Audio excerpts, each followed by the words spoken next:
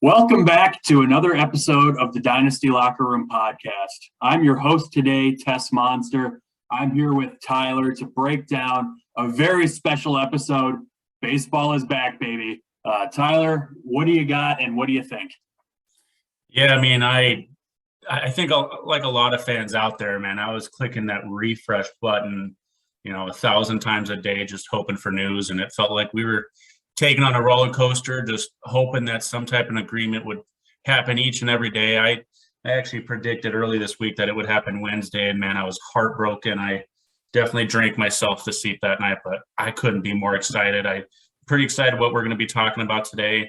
If you're looking for any info that I might post onto Reddit, Twitter, my title's FAR T0263. But now that baseball season's back, you're going to be seeing a lot more coming from me. So excited to be here joining with you, Tessmonster, and I'm ready to kick it off. Yeah, like you said, it's really exciting to have baseball back, and obviously we've been podcasting for a while now, talking about some prospects and stuff in lieu of any real Major League Baseball content. So it's pretty exciting to be able to actually talk about players in another sense of than prospects. So I'm really excited to actually dive into some real baseball content. And why don't we jump right into it? Obviously, with baseball coming back early April, we got spring training kicking off March 17th. It looks like. What do you like? Who are your early season free agents? Free agent signings. What are your favorites for the divisions? Talk to me. Yeah, you see some of the big names still out there, like Carlos Correa, Freddie Freeman, Trevor Story. There's a lot of people still, expected to be signing soon. One of the big ones that I've seen recently was a link to Carlos Correa to the Cubs, and I sort of thought that was very intriguing. A club that looks like they're going to rebuild, but has the salary cap to fit him in there easily. So I think that was an interesting one.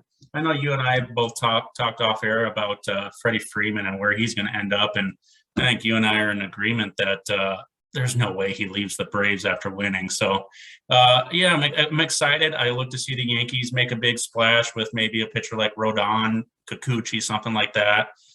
I know your hometown team's the Twins. I don't see them making much of a splash at this point, but the Mariners, cannot sleep on the Mariners. It's no surprise that they've already been linked to wanting to add another big name. Same with the Blue Jays. So, man, I'm excited to see what happens over the next 3 or 4 days, but God, I'm excited. Absolutely. When we start talking about some of these free agents, we all know who the big names are. It'll be really interesting to see what they do. Obviously, with spring training starting on the 17th, there isn't much time to sign and get into uniform before then. So it'll be interesting to see if we see an uptick in one-year deals with guys looking to really test the market again next year, or if they're still going to try and sign those multi-year deals like we expect for Freeman and Correa. So that'll be fun to watch for, along with something we'll touch on a little bit later with the National League adding a DH. So that should bring a little bit more fanfare. Whether or not I like it is a totally different discussion. As far as, the early front runners for each division, I really think the American League East is going to be one of the most fun to watch this season. Obviously, we saw that a 4-team race down the stretch last year, and Toronto has continued to add some more nice pieces. So it'll be fun to see them go toe-to-toe with the Yankees, the Red Sox. And we still can't sleep on the Tampa Bay Rays, even though they don't have quite the name power that some of these other teams do. They always seem to find a way to put it all together, and they've got some nice young pitchers. Hopefully Glasnow's back at some point this year, and we can see another fun race come down to the stretch this year. So that's what I'll be looking for. The American League Central, it's hard not to see the White Sox as the favorites, but I wouldn't be surprised to see another team make some noise at some point, whether that's the Royals or maybe the Twins do something here in free agency or finally call up some of those pitching prospects. The AL West is going to be fun to watch too. Not sleeping on Seattle at all. Definitely looking for them to give Houston a run for their money this year. I don't know if your hometown Angels are going to be the team to watch for this year, but hopefully a full season of Trout and Ohtani and putting that lineup together with Syndergaard should give them a nice run. So that's what I'm looking for in the AL. What are you looking for in the National League?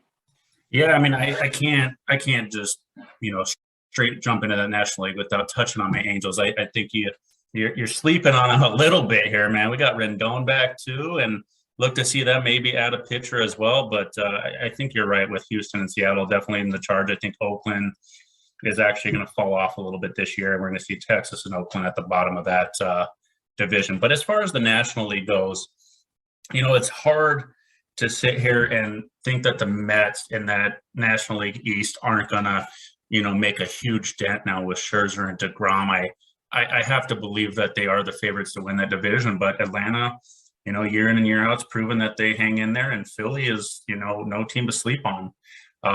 As far as the Central goes, with that pitching staff in Milwaukee still, I like St. Louis a lot. I like Cincy, but I'm still going to give it to Milwaukee. I think that, they're my early on favorites to continue to be on top of that division. As far as the West goes, I think San Francisco had a very fortunate year. I think we're going to see them fall off a little bit. Now that it's a 12-team postseason, I could see them still squeezing in there, but I think we're going to see the Padres really make a bounce back this year, and we're going to see the Dodgers and Padres sort of build on the animosity they have towards each other and that hate, and I think we're going to see a run between those teams, just like we saw with the Giants and Dodgers this last year. Both 100-win teams, I think, going in this year with the Padres and Dodgers, so that'll be fun to watch. But I'm curious, Tessmonster, who's your early season World Series favorite right now? Well, I think I need to highlight the National League East as my under-the-radar division race to watch this year. This is going to be a really fun division with those Mets that you talked about. Obviously, Atlanta being now thought of as more of the powerhouse of that division. But, you've got Philly with their nice pitching staff. You can't sleep on Bryce Harper. But Miami is going to be another fun team to watch prospect-wise. We've talked a lot about the Mariners on this show, but the Marlins might have the best cache of pitching talent. And if they can do something with that lineup, look for them to make some low-key noise down the stretch here, especially if they can make some moves, bring in some hitters to supplement that rotation. That could be a fun one to watch. I wouldn't be surprised at all to hear them sneaking in on that last playoff spot now that they're allowing some more teams. That could be interesting. Yeah, absolutely. So that'll be a fun race to watch. I think you hit the nail on the head with the other two divisions. The West will be fun to watch, but that's more of a 3-team race. It's definitely more entertaining for me when there's a fourth horse in that race. My favorites, I think, for the World Series, in the American League, I'm going to narrow it down to a pair of teams. It's hard not to think, for me, that the White Sox are going to be one of the contenders this year. Just looking at what they're bringing back pitching-wise, that lineup is about as sound top to bottom as it gets. And don't forget, they've got one of the best back-end bullpens in the game. So I think the White Sox are going to be a strong contender this year. And for me, I think I'm going to look over to that AL East. Toronto's my dark horse this year. That lineup might be the strongest in the game. I know I talked about the White Sox having a sound lineup, but Toronto brings the best collection of bats, I think, and a quietly, steadily improving pitching staff. Even though they lost Robbie Ray, they had another nice arm in Kevin Gausman. They've got Barrios there. They've got a good front end, and they're building on that back end. So I really like them in the AL. Who are your favorites over there in the American?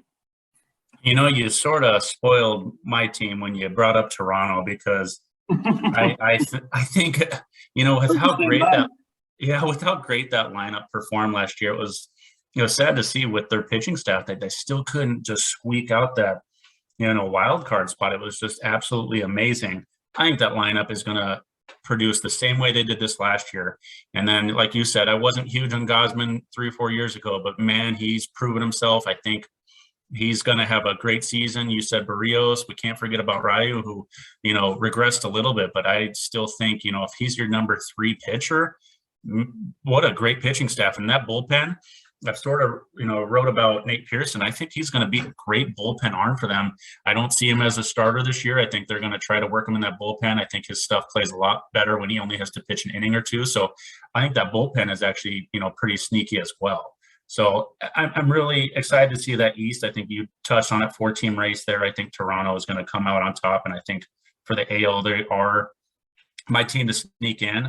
If I hate to be the guy that highlights his own team, but if the Angels could go sign one pitcher, I think that they're going to be right in there too. I think they're one pitcher short of making that playoff run. But, look to see free agents. If they make a splash, they could be a sneaky little dark horse as well. As far as the National League goes, I think this is where it gets muddied down a little bit. I mean, everyone wants to pick the Dodgers early on just because of how good their teams have been over these last years. If I actually had to pick a dark horse to actually come and make big splashes this year, I'm going to call Philly. I think Philly's going to have a big year. I think their pitching underperformed. We saw Nola have one of his worst years, and I think he's going to bounce back. Zach Wheeler's still, I think a really top-tier pitcher. I think their starters are going to really help carry them. That lineup is not weak. I think we're going to see Philly make a big splash. And that, as far as the National League goes, I think that's my team I see making the World Series. How about you? Yeah, Philly is an interesting one to target. You touched on Nola. Obviously, they still have Zach Wheeler. We saw Ranger Suarez absolutely wow down the stretch. I'll be excited to look and see what he can do over the course of a full season, especially now that he's getting stretched out. One of the players that absolutely willed me into a title last year in one of our leagues. So don't rub it in. Don't rub it in. But, on the whole, that's going to be a really exciting team to watch, especially if we can see a player like an Alec Boehm rebound and, continue to see McCutchen maybe continue into the twilight of his career. Rhys Hoskins, that's definitely a nice lineup, and especially if they can get another prospect to debut, maybe like a Bryson Stott, that could absolutely be one of those teams. You touched on it already, though. The Mets are going to be another fun team in that division to watch, and that might be my dark horse in the National League. You talk about adding an arm like a Max Scherzer to a Jacob deGrom, and it's hard not to think that even with their age, that's going to be one of the best 1-2 punches in the league. And if that lineup can turn it over even a little bit, that's absolutely going to be a fun team to watch. And it might make it a challenge for Atlanta to really try and repeat in that division. So that's something I'm going to keep an eye on. But as far as my favorite, it's hard for me not to go with Milwaukee. You touched on that pitching staff, and I think that's really the key here. We've seen the Dodgers lose several key players, and obviously they have some question marks health-wise. And is Cody Bellinger ever going to return to the player he was? Of course he is. Yeah, of course he is. So I think Milwaukee is the team in this conference that I see with the fewest question marks, without a doubt, the best top to bottom starting pitching staff, maybe the deepest bullpen in the game. And if we can see Yelich return to form, I think that's really the key piece that they were missing last year, and they still won 95 games.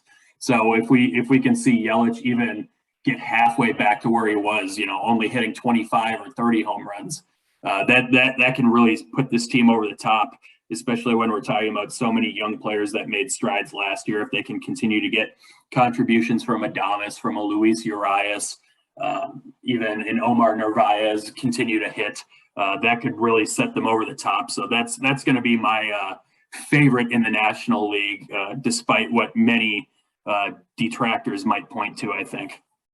Yeah, I definitely agree with you. As far as the Mets go, I'm not going to promote Steve Cohen at all, so I'm not getting behind that. Don't like him. I hope their team, I wish them nothing but the worst. So, but as far as Milwaukee, I think you're right. From top to bottom, it's a pretty safe pick in that National League Conference. But yeah, no, I'm excited for the season to get underway, and hopefully we can see some of this play out. Well, one of the rule changes that we've been talking about for a while is adding the designated hitter to the National League. And obviously I'm on record saying that I don't like the rule, but it definitely does add some interesting dimensions to the National League as far as bringing some more hitters into the forefront. So with that in mind, I know we've talked quite a bit in depth about this off the air, Tyler, but who is the first guy you think of, the first guy that comes to mind when you're thinking about who benefits the most from the National League adopting the designated hitter?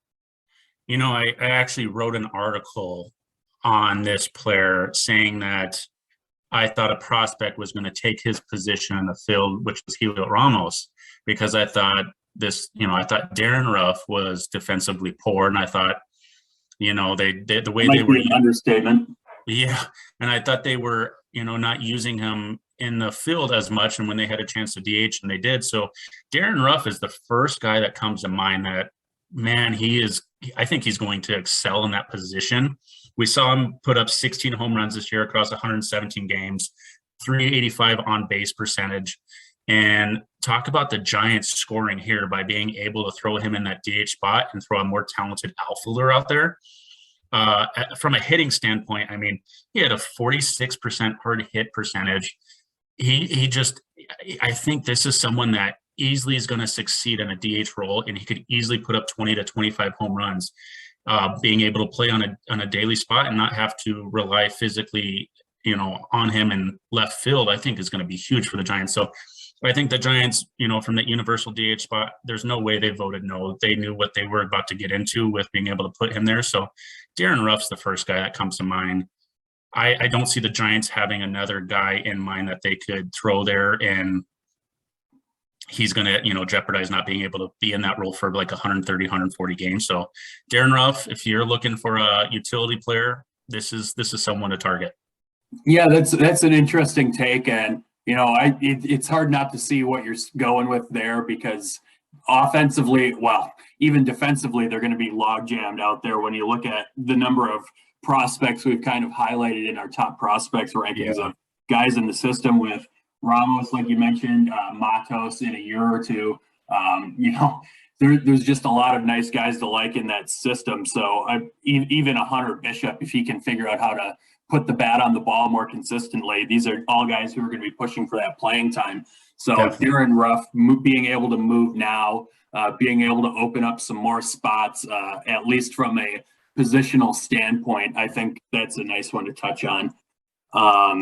I guess I'm going to stay in the National League with another team here, a guy who I've also talked about quite a bit in depth in my articles. I'm going to highlight Jesse Winker for the Reds here. Winker is a guy who we already saw in 2020 see substantial playing time in that COVID-shortened season in that DH role, played almost exclusively in that position over the 2020 season. So this is a guy that I like to gain quite a bit of offensive relevance, just because he's not going to be pushed out of the lineup quite as easily when the Reds face a left-handed bat, because they can put that additional hitter in the lineup. Obviously, we've seen him struggle against lefties, but being able to solidify that position, at least from an offensive standpoint, I think goes a long way. And we've seen him be average on a good day in the outfield, in left field. So this is a guy I like a lot with what he brings to the plate. Obviously, we saw him have one of his best seasons of his career last year, and being able to shift in that designated hitter role, maybe take some of those, we saw him be injured last year too. So maybe be able to take some of those extra reps out of the field and keep him on the field and hitting in that cleanup role for the Reds. That's definitely something that I like heading into the 2022 season. What do you think about that? Yeah, I couldn't agree more. I mean, I don't see him being used solely in that DH spot. I just think it really benefits him and the team to be able to allow him to stay healthy, to keep his bat in the lineup. I think, between Winker and maybe even like a guy like Aquino, I think those are two guys that could easily fill that role. And I think Winker, we're going to see him play probably 150 games in that lineup, which is, for anybody that's a Winker owner, that is just a blessing. And, something underrated that might, sort of play out because of him being able to switch that DH role is someone, like Jose Barrero to be able to, play in that outfield with Tyler Naquin. So that's something I'm interested to see is, this DH role opens up for some prospects to, debut that are a little bit more talented in the outfield. So look to see, if they switch Winker 60, 70 games in that DH role, look for someone like Jose Barrero to really solidify in that outfield as well. Yeah, that's a good take. And like you said, it just opens up so many more avenues to get guys up earlier, to give guys additional at-bats, give guys more playing time. Even if they're defensive outfielders, it gives them, more avenues to playing time, just because you're not solely you're not losing that pitcher spot in the lineup. So you don't want to clog that with guys who can't hit. So being able to add that, maybe give yourself a little extra defensive utility also, or speed, is an interesting facet. Is there another player that you want to take a look at? Yeah, I mean, it's hard not to go to the Dodgers because they have a lot of prospects that are so close to coming up that I think they're going to use this DH role to really take advantage of that. And one of the guys that catches my eye to fill that need, just based off his age and his defensive ability, is AJ Pollock. You got guys like Cody Bellinger, Mookie Betts, and Chris Taylor that I think could easily tie up that outfield, allowing Gavin Lux to get, more regular playing time at that second base position. So AJ Pollock's the easy name that comes to mind that, I think is going to really slide into that DH role. And that's not going to take him out of the outfield. Just like Winker, I think, this is a 60, 70 game kind of position to, be able to allow them to play more guys in the field. And once again, this is a team that could take advantage of being able to use that DH role and call up someone maybe like a Michael Busch, even for that second base position, and pull Chris Taylor out of the infield. So AJ Pollock is a guy that I really like there. I don't think, he puts up 20 home runs regularly, puts up that 260, 275 batting average, decent on base. So I think this is someone that's going to benefit from him. And we haven't seen him play 150 plus games since 2015, but I think this is a season that he could benefit from it and really, put more games on paper.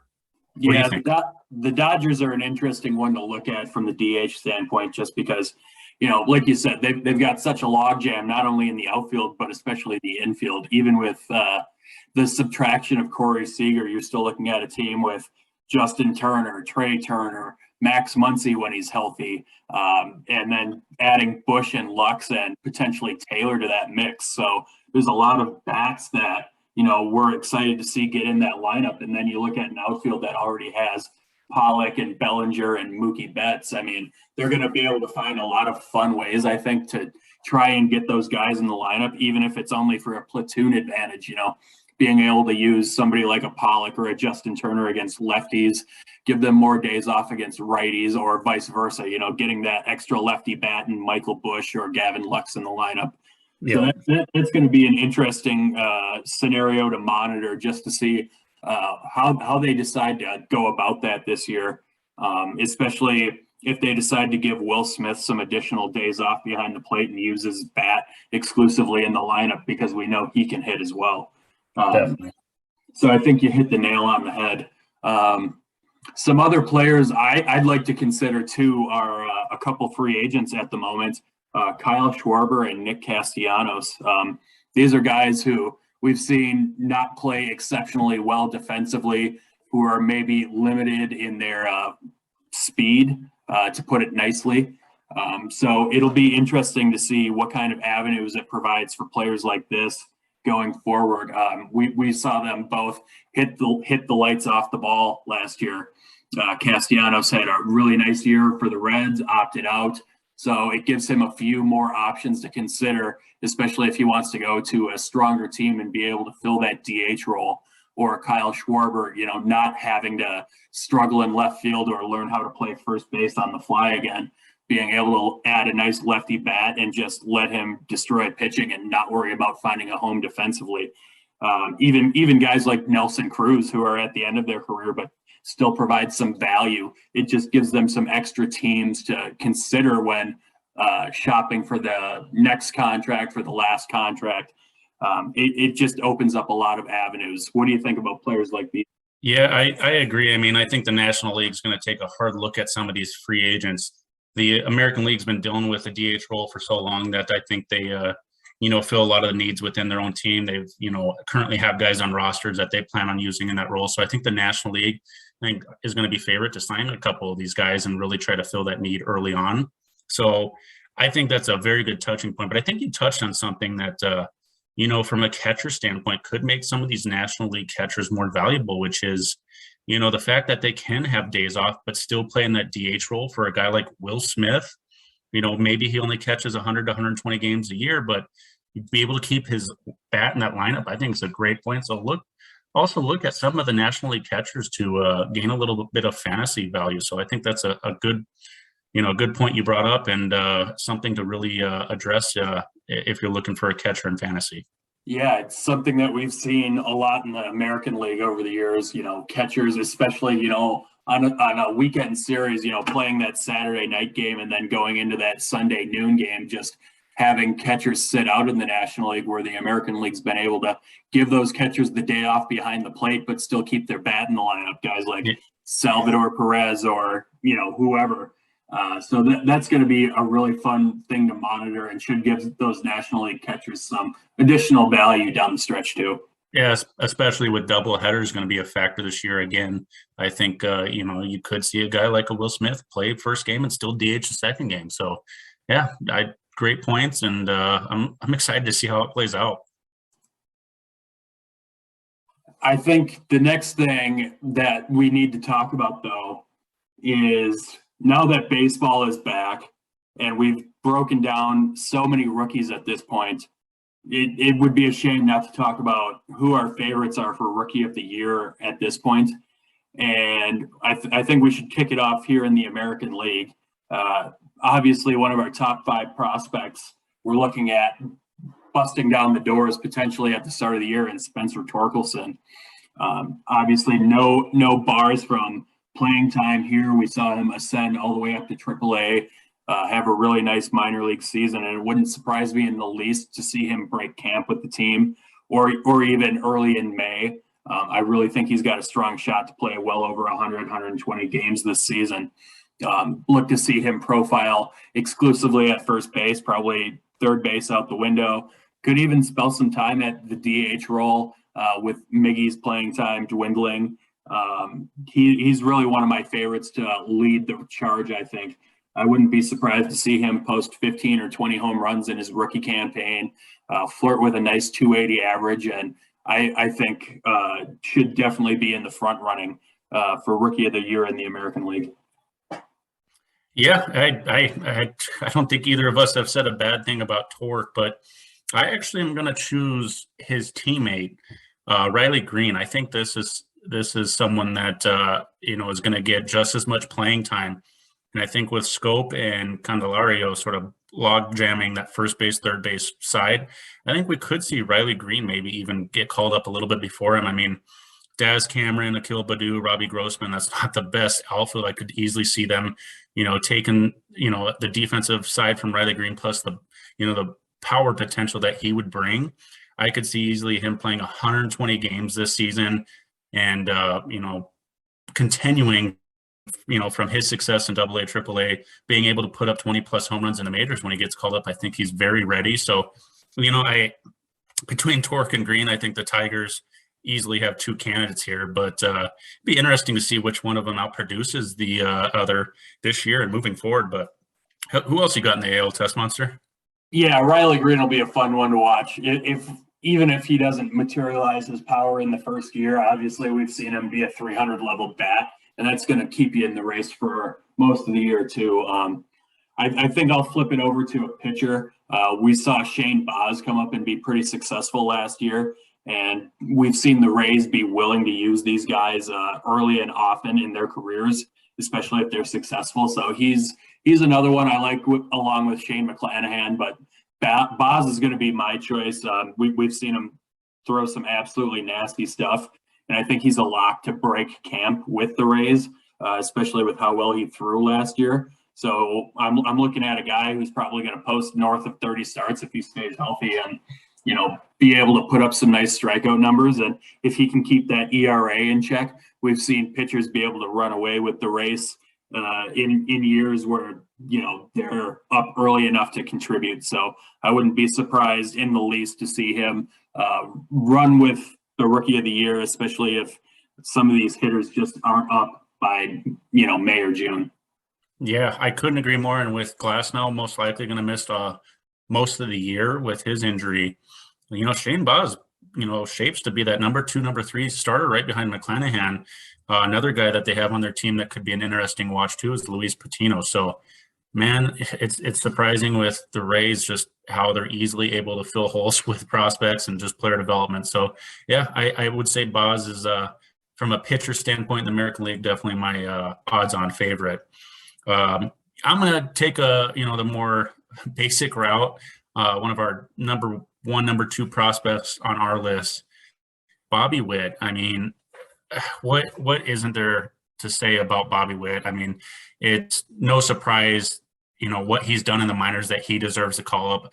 I can easily see him breaking camp and that third base spot. I don't really think they have a third baseman to, tie him down. I think there's a big need. Mondesi, his injuries. Nicky Lopez, he puts up a good average, but there's a need in that lineup for Bobby Witt, a big power bat. So I actually see Bobby Witt breaking camp. So from a game standpoint, he might put up the most games in the American League from a hitting standpoint to be able to compete for that, rookie of the year. With the numbers he puts up, there's no reason he can't do 25 home runs, 270 batting average, and hopefully, we can see that run production, and RBI production continue for him. So I think Witt is definitely one of my favorites to get the rookie of the year. Yeah, it would be hard to sleep on Bobby Witt, and we've touched about a lot of rookies that we like in that Royal system. I know we're both high on Witt, number one prospect on both of our lists. We're both very high on MJ Melendez. Nick Prado's another prospect that I expect to see up this year. The trio of those rookies are going to be really fun to watch at some point when they're all in the same lineup together. Witt brings all of those tools. And I think if he comes up and is really productive, especially early, we've seen what he can do to baseballs, hitting them into the stands. We've seen him swipe a ton of bags. He's definitely one that I can see if he's up early enough, just running away with it, just based on what he's done at the high levels of the minors, which isn't necessarily something we've seen from Torque or Green to date. So he would definitely be a favorite, I think, just because of the competition he's faced so far and what we've seen from him. I'm going to stay in the top 5 of our prospects. It would be remiss of me not to mention Adley Rutschman. We've touched on the Baltimore Orioles and how starved they are for talent, especially with who they've put behind the plate over the last couple of years.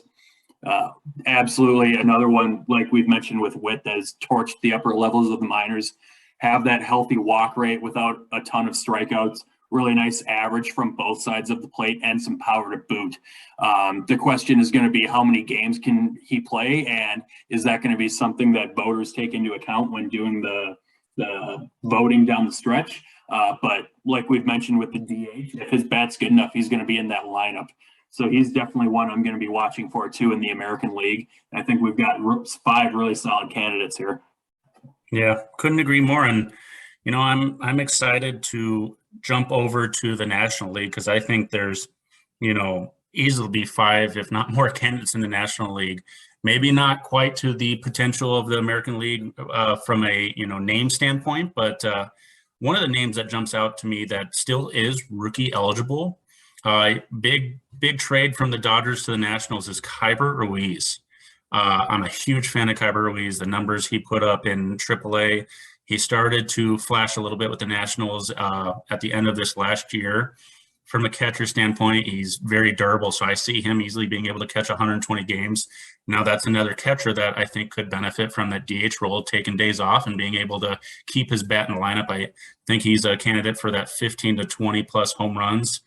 He always has put up a good batting average, plate disciplines there, so that on base will follow. So Kyber Ruiz, I think from the National League, is probably one of my hands-on favorite to, take it there. So curious what you think about him and who you have. Yeah, Ruiz is a guy that is going to be really fun to monitor, especially since you said he is rookie eligible despite playing in parts of the last 2 years. It's going to be interesting to watch, fun to watch how he meshes with that lineup. Anytime he can hit around Juan Soto, that's going to be really good for you, especially with the average that we've seen him be able to consistently post. If any of that power that he displayed in AAA can play up this year, definitely going to be a front runner, I think, especially if he can play north of 120 games between catcher and DH. definitely a guy I expect to break camp with the Nationals, be their everyday catcher. So definitely an odds-on favorite. I know another catcher that is still eligible is Joey Bart, and a guy we don't necessarily love, either of us, but is rookie eligible, no longer has a path blocked to playing time in Buster Posey. If he can ever figure anything out hitting at the dish, we've seen him be fine as a catcher, but if he can, post a respectable average and be the everyday catcher for the Giants, if they're a playoff contender, if he can, hit a couple out of the park, hit in the middle of that lineup, as much as we don't necessarily love what he brings to the table as a hitter, if he's playing in enough games, he's going to be in the conversation at least. This is someone that probably the only name on the list that we'll go over that I'm not in agreement. I was so high on Joey Bart a couple years ago, and I thought this was one of the best catching prospects. We watched him fall down the list based off his hitting performance in the minors. His defensive abilities, we know what they are, but from an offensive standpoint, I just don't know what he can do. And we saw him struggle as he got called up in the minors. So I am a little scared of what numbers he's going to put up in that lineup and maybe bat towards the bottom if he's not producing. That being said, you said it, Buster Posey not being there. I mean, the window's open and the pressure's on, so it'll be interesting to see if he can live up to it. So that's a name that I'm definitely going to be keeping on my radar. And I hope he proves me wrong. I was a big fan, but hopefully he proves me wrong. Sticking with the National League, a name that I'm huge on, he's had control issues, is Hunter Green. We talked about him in our prospect ranking, and there's no doubt he has the arsenal to pitch at the big league level. It's a matter of what his control is going to look like. He has a spot on that roster. They currently he's shaping to be that fifth man in the rotation. So I see him breaking camp and pitching a full season. So from a pitching standpoint, I think this is probably the best odds-on favorite in the National League to, win Rookie of the Year. I'm curious what you think of Hunter Green. Yeah, Hunter Green, I like a ton. We've been talking about that lively fastball for years. Definitely pitched more innings than I expected last year after missing quite a bit of time. So definitely a guy that I could see breaking camp, maybe not breaking camp, but coming up relatively quickly.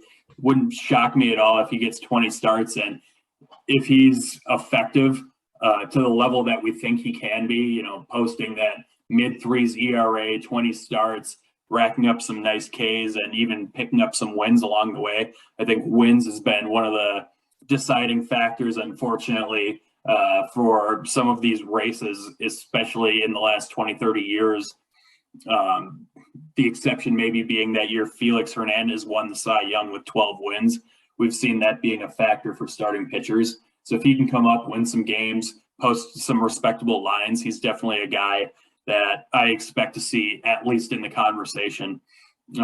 And sticking in the National League Central, I think the next guy to touch on for me, maybe the front runner overall is probably O'Neal Cruz. We've seen him absolutely destroy baseballs, be fun to watch.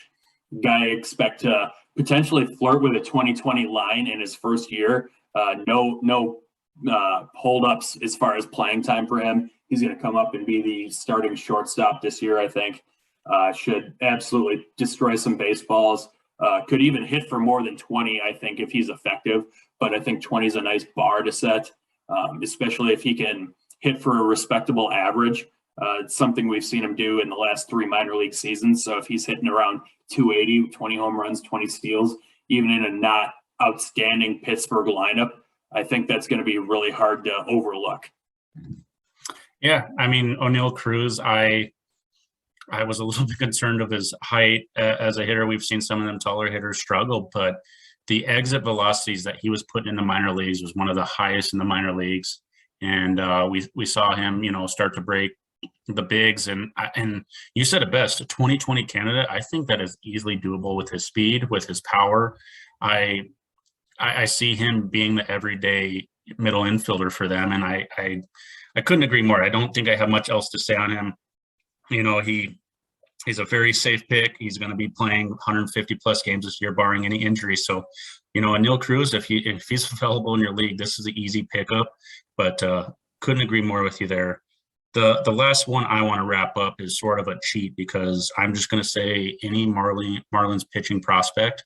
I mean, talk about so many arms in that organization, that farm system that could easily get called up and win Rookie of the Year between Sixto Sanchez, Edward Cabrera. I mean, maybe we see even Max Meyer get called up if it's a little bit more unlikely, but if he gets called up, that's someone that could easily fill the need if Jesus Luzardo doesn't pan out in that starting rotation. They throw him more of as a bulk reliever or something like that.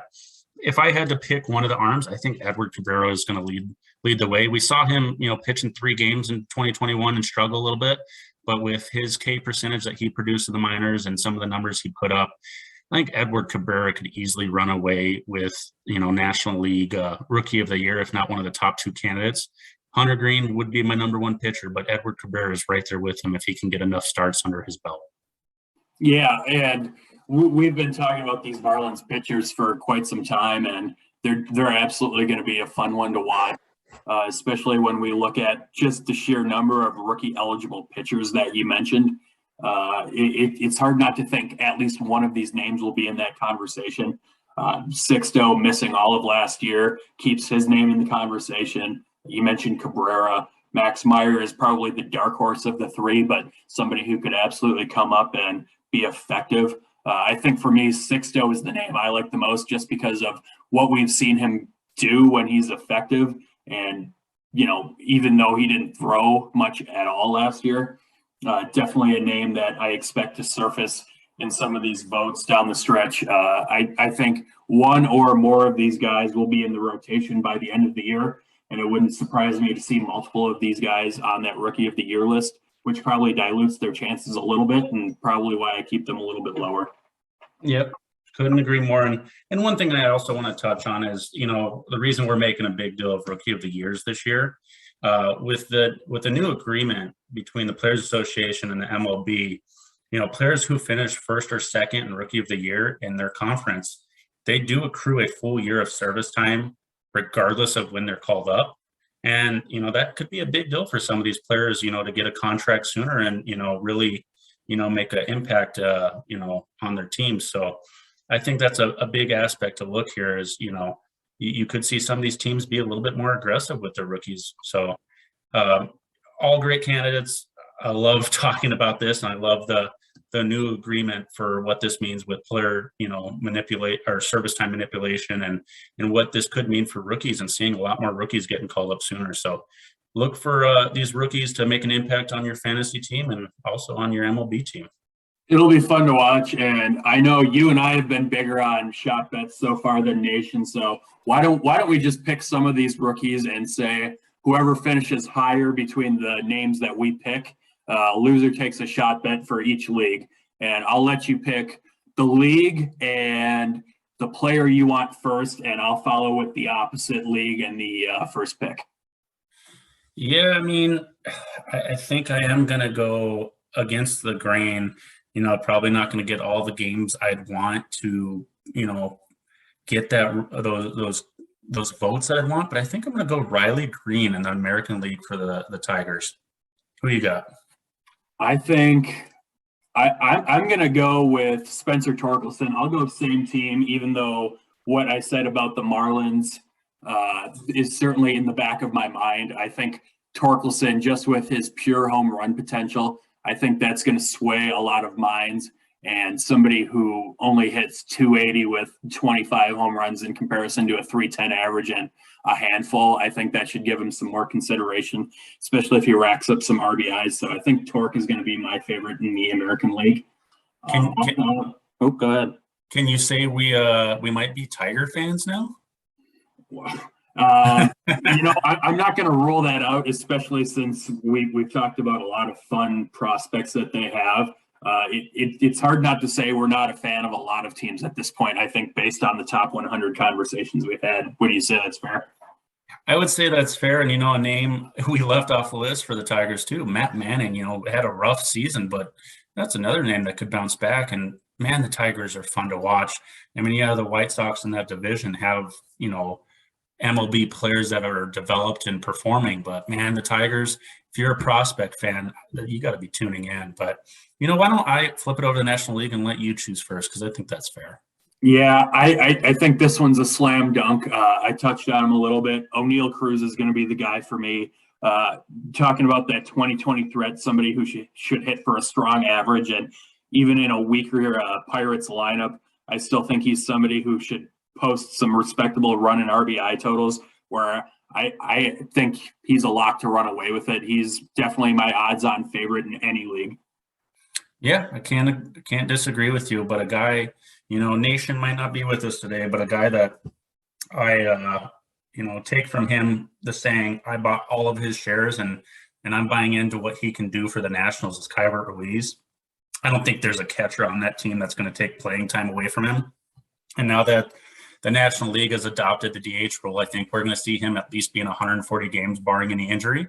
And 140 games from a catcher with his defensive ability and his stamina and the potential to put up a 280, 290 average with, let's just call it 15 to 18 home runs. It's going to be hard for someone to be able to beat that out unless they just have an absolute monster of a season. So Kyber Ruiz is my safe pick and my National League odds-on favorite to win the Rookie of the Year. Yeah, I could have swore you were going to go with Joey Bart, so you just threw me for a loop. There's not a chance. Well, Bartender put 2 shot bets on the board, and we'll be monitoring this Rookie of the Year race as we go on throughout the year to see who is performing, who is up, and, taking that for what it's worth. So it'll be another fun race to watch down the stretch this year, along with some of these divisional races. And with that in mind, that kind of wraps up this special Baseball is Back episode. Baseball is back, baby! Woo! Woo! So really excited to finally be able to talk about some relevant baseball information again. Excited to see where some of these free agents sign. Really excited to watch some spring training baseball next week. That's going to be fun. Tyler, what do you got coming up? What have we talked about in the last couple of episodes? And what else do you got to say?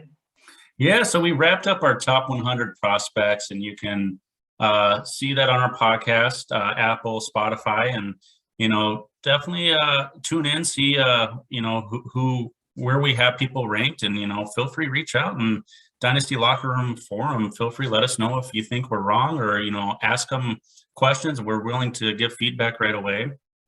Another thing that we're going to be working on here in this next week is top 300 overall players from a Dynasty Roto standpoint. And if you've heard any of our previous podcasts, I come from more of a point standpoint league, whereas both Nation and Tessmonster come from more of a Roto mindset. So look to see us clash and argue a little bit, because I can tell you when we look at our rankings, we are not, actually comparing apples to apples anymore. It's pretty far off. So look at that coming out here next week. I'm also working on boom and bust for the last 3 divisions that I have, and those should be coming out here before the beginning of the season. So you should see that, on a weekly standpoint between Reddit and Twitter. What do you got, Tessmonster? Yeah, you touched on the top 300 players, and that's going to be a really fun conversation to have, especially bringing you in from a different background. Should make for some interesting talking points as we go through that list. I'm really excited to wrap up my top prospects by division. I just finished up the National League Central. National League West is the last place to go, and that's another really strong division. So that'll be a fun one to wrap it up with. As we've talked about the last couple episodes, first installment of the hockey podcast is coming. Be sure to tune in for that. If you're in any banger leagues, if you're in points leagues, we're going to be running through the schedules of teams down the stretch and which players can help you the most from a roster standpoint from that.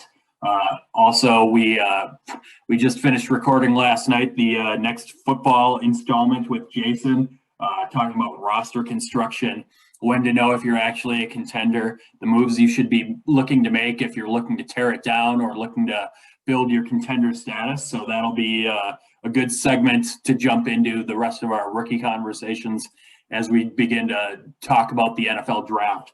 So stay tuned for that. As Tyler mentioned, be sure to swing by the forum to ask some questions. Join the Dynasty Locker Room Baseball League. Still looking for some people to join that. Should be a fun environment, bringing in myself, Nation, Jason, and Tyler, along with some of our longtime listeners. So that'll be a fun one to dig into too. Anything else before we take off here, Tyler? Not at all. I'm going to be following the free agency market, and I even expect some trades to be made. So I think I'm going to be buried on Twitter and Reddit this weekend. Just excited baseball's back. So thank you for having me on today. Yeah, absolutely. It's fun to get together and have a special episode since we've both been following this with quite a bit of anxiety, depression, stress over the last couple of weeks. So it's fun to be able to let all of that go and just enjoy the baseball season again. And hopefully we're never talking about another lockout, because this has been the worst 3 months of my life.